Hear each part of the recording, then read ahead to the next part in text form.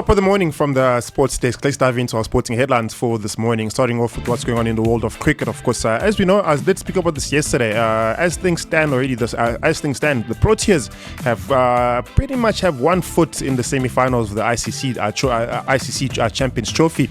But of course, they have to get over the English hurdle, which at this point it might seem like a dead rubber game for the English. But hey, Rassie van der Dussen came out in a Rassie van der Dussen rather. He came out in a statement yesterday and he said, listen, irregardless of England being eliminated from the tournament, it does not mean that they're not a competitive side.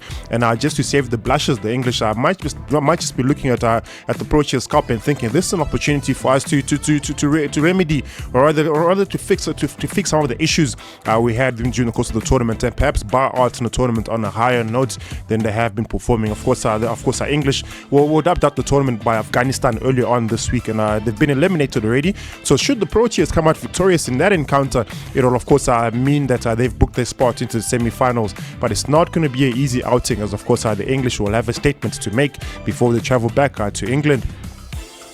And then a shift of attention to what's going on in the world of football. Yes, I do speak a lot about football. That's because there's football every single day.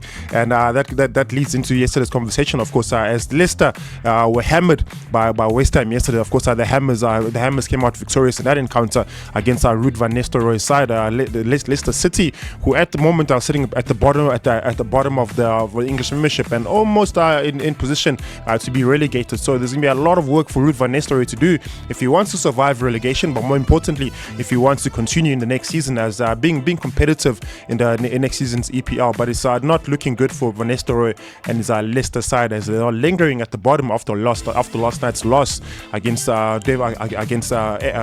Graham Potter's West Ham United. The Hammers, of course, coming out victorious in that encounter. And then on my way to work this morning, there was a conversation that I heard on a radio station saying that perhaps the rest of Soweto should unite together to set up a combatant approach in tomorrow's encounter. That's of course the match between Mamelodi Sundowns and Kaizer Chiefs.